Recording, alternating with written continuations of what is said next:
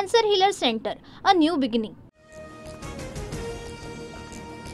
मुंडेंच्या राजीनाम्यासाठी फडणवीस सुरुवातीपासूनच आग्रही. याआधी दादांसोबत 3 ते 4 वेळा चर्चा. राजीनामा न दिल्यास मंत्रिमंडळातून हकालपट्टी करण्याचा फडणवीसांचा इशारा होता, सूत्रांची माहिती. संतोष देशमुख हत्या प्रकरणामध्ये अखेर धनंजय मुंडेंचा राजीनामा. पुढील कार्यवाहीसाठी मुंडेंचा राजीनामा राज्यपालांकडे.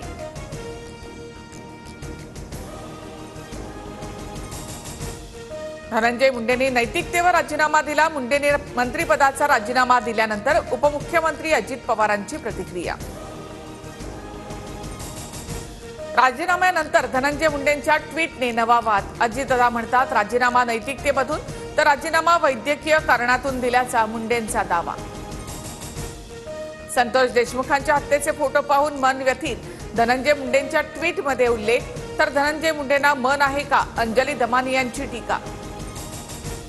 धनंजय मुंडेंच्या राजीनाम्याचं स्वागत. राजीनामा आधीच व्हायला हवा होता.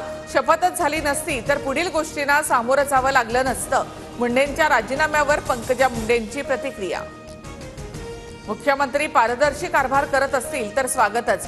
मुंडेंच्या राजीनाम्यानंतर उद्धव ठाकरेंकडून फडणवीसांचं कौतुक. तर मुंडेंच्या राजीनाम्याचं खरं कारण समोर यायला हवं, ठाकरेंकडून शंका उपस्थित. मुख्यमंत्री फडणवीसांच्या विरोधात हक्कभंग आणणार. मुंडेंच्या राजीनाम्याची माहिती फडणवीसांनी सभागृहात न देता थेट माध्यमांना दिली. काँग्रेस नेते नाना पटोले यांचा आरोप.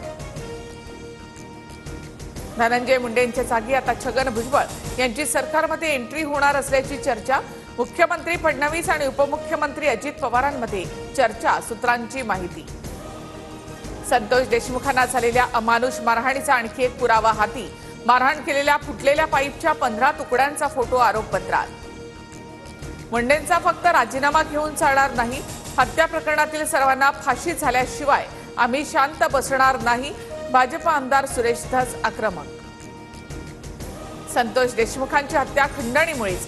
खंडणीची एक बैठक सातपुडा बंगल्यावर झाली की नाही याचंही उत्तर मुंडेंनी द्यावं, सुरेश धस यांचं आव्हान. धनंजय मुंडेंना सहआरोपी करा. मुंडेंवर 302 चा गुन्हा दाखल करून जेलमध्ये टाका, मनोज जरांगे यांची मागणी. धनंजय मुंडेंची आमदारकी रद्द होईपर्यंत लढणार, अंजली दमानी यांचा इशारा. धनंजय मुंडेंच्या पापाचा घडा आता भरलाय, दमानी यांची टीका. गोपीनाथ मुंडे आज असते तर त्यांनी धनंजय मुंडेंना चापकानं मारलं असतं आणि राजीनामा द्यायला लावला असता. संतोष देशमुख हत्या प्रकरणानंतर रोहित पवार संतापले. धनंजय मुंडेंचा राजीनामा नैतिकतेवर नाही तर त्यांची हकालपट्टी झाली. मुंडेंच्या राजीनाम्यानंतर करुणा मुंडेंचं वक्तव्य. भास्कर जाधव विधानसभेचे विरोधी पक्षनेते असतील. ठाकरेंच्या शिवसेनेचा विधानसभा अध्यक्षांना पत्र. विरोधी पक्षनेते पदासाठी 2.5 वर्षांचा फॉर्म्युला नाही, ठाकरेंकडून स्पष्ट. रायगडच्या पालकमंत्री पदासाठी भरत गोगावले आग्रही. गोगावलेंकडून एकनाथ शिंदेंची भेट. 2.5 वर्षाचा फॉर्म्युला ठरत असेल तर वय आणि अनुभवाचा विचार व्हावा, गोगावलेंची मागणी. लाडक्या बहिणींना महिला दिनाची खास भेट. महिला दिनाच्या पूर्वसंध्येला फेब्रुवारी आणि मार्च महिन्याचा लाभ दिला जाणार. 2 महिन्यांचं 3,000 रुपये खात्यामध्ये जमा होणार. अबू आझमींकडून औरंगजेबाचं कौतुक करणारं वक्तव्य मागे. माझं वक्तव्य मोडतोड करून दाखवण्यात आलं. मी कुठल्याही महापुरुषाबाबत अपमानजनक टिप्पणी केली नाही, अबू आझमींचं स्पष्टीकरण.